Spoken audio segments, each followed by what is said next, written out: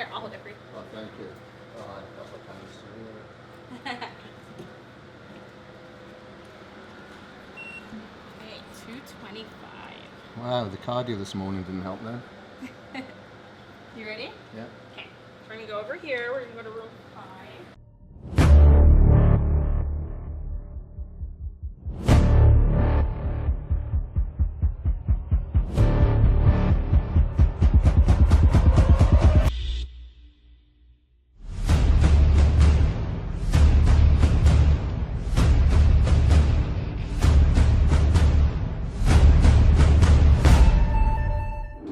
Yeah, you can have a seat right there for me. Your favourite mag, Nick, do you want it? Oh, it's perfect. How are you? Good? Yeah, right, yourself. Good. Just gonna check your temperature, okay? You wanna raise your hat off for me? Perfect. Good. 98.8.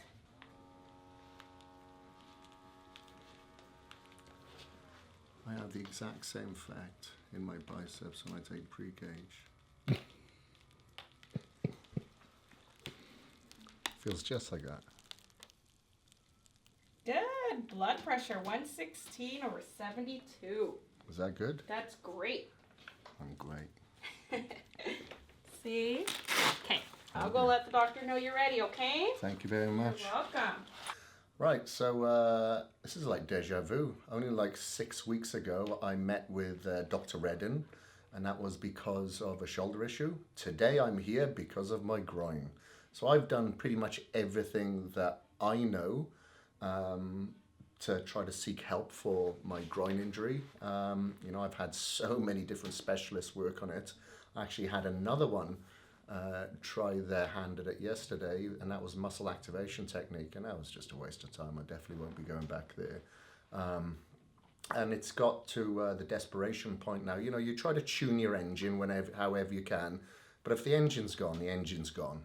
You know, you need a new engine. So that's when I called Dr. Redden. You know, he is my last resort, you know, because I've tried everything else, and he is the man when it comes to fixing me. Last time he fixed my shoulder, although I have had issues this week, but it's been very, very good since I had my cortisone injection. Never had one before, and I was always very suspicious over those things, but it really did help.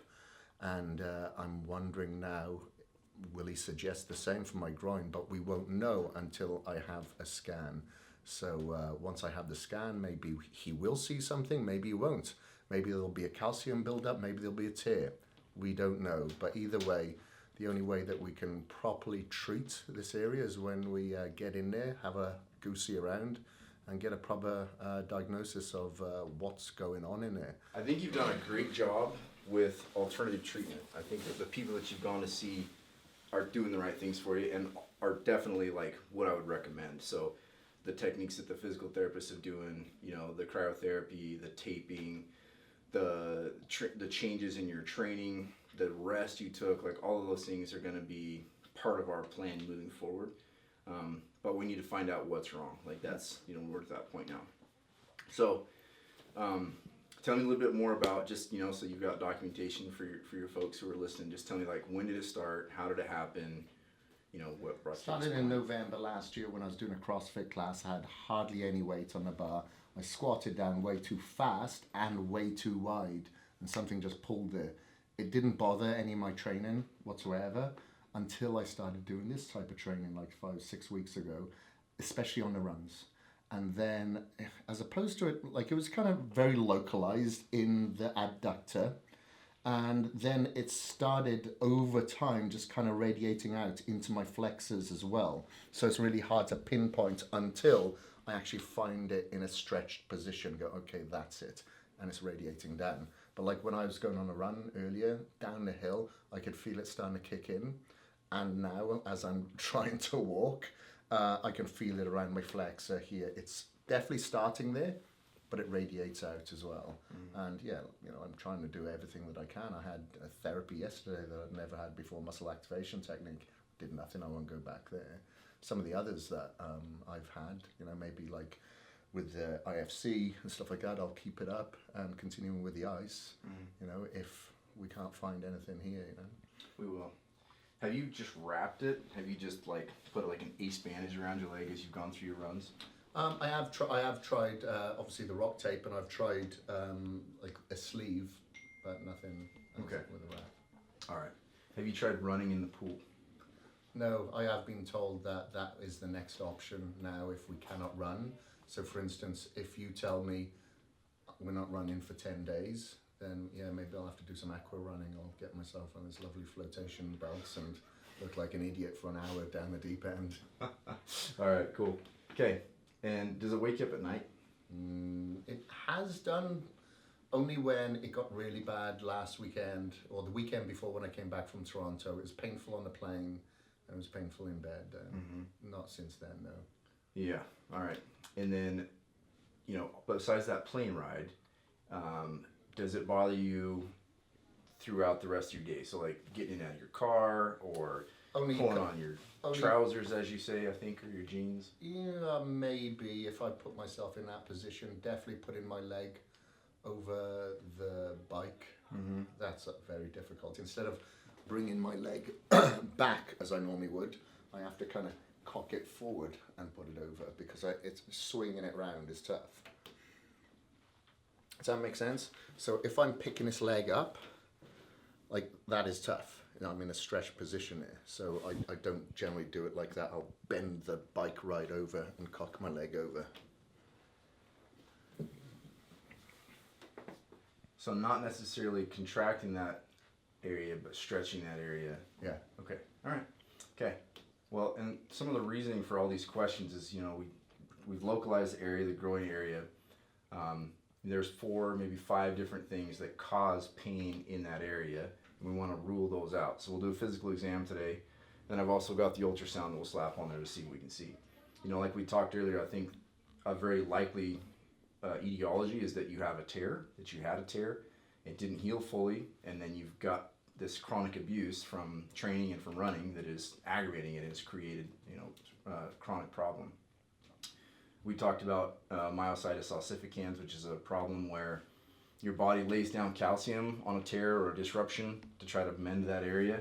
It's more likely with a traumatic event. So like if you got popped real hard, a lot of times we see with football players or soccer players, they get a helmet to the, or, you know, a blunt force trauma to the leg.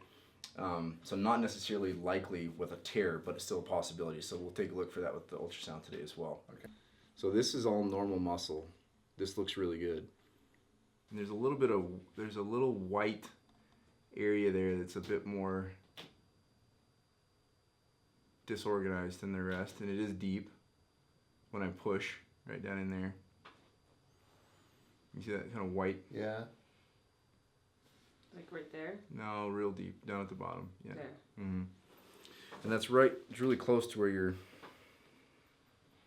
pain is. We could put a needle in there with some lidocaine, numb that up a little bit, and then have you stand up and stretch it or do those things and see if it makes it feel better. I don't know if that's, I mean, diagnostically that would tell us, yeah, that's right where it hurts. I'm not sure that would really make a difference in our treatment plan. I think your treatment plan is still going to be the same. It's probably not worth doing. It would be more for my satisfaction than yours. I guarantee I would enjoy it more than you would. So nothing really came up on the ultrasound then? Not anything that's like, wow, check out that big chunk of calcium right there. Yeah. No. Okay. So, and that's, to be honest, I kind of expected that. So, I also went through and researched all of the rehab plans I could find in the literature, all that I could find in about a 4-hour period. I'm not telling you I looked through all of them, because there's probably a billion.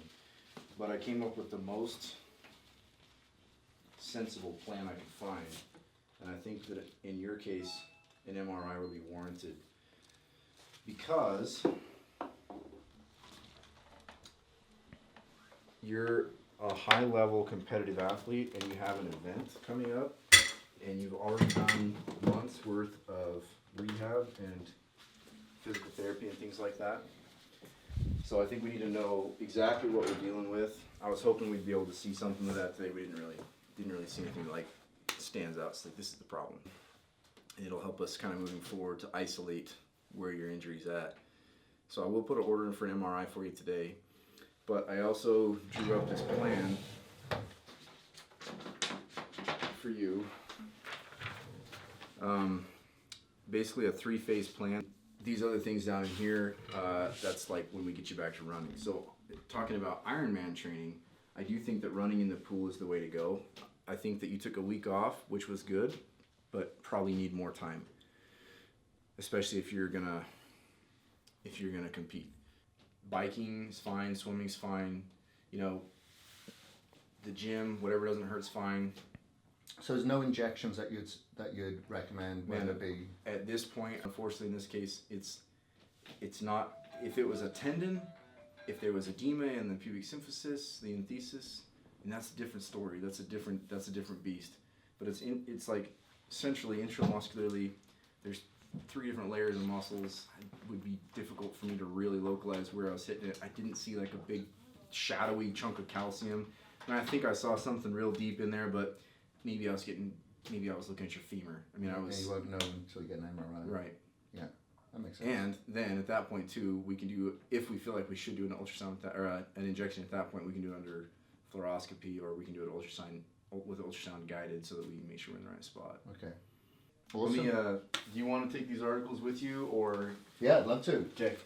All right, so just finished with Dr. Kaleb here, and we went through some various types of movements to try to get a more accurate diagnosis, and then an ultrasound to see if there was anything that was sticking out, glaring.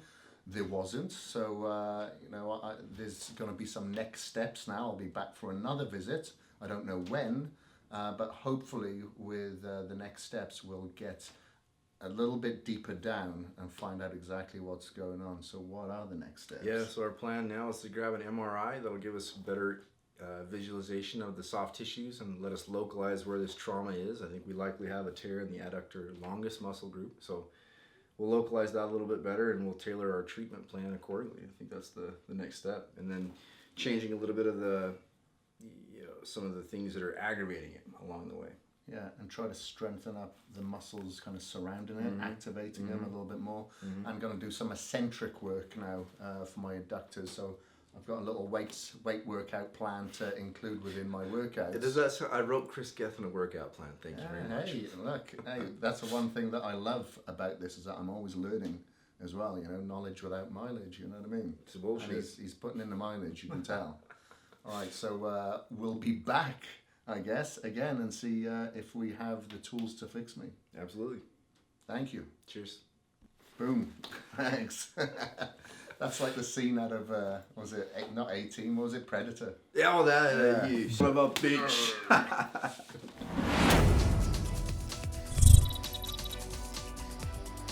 Hey guys, Kris Gethin. Hope you enjoyed these videos.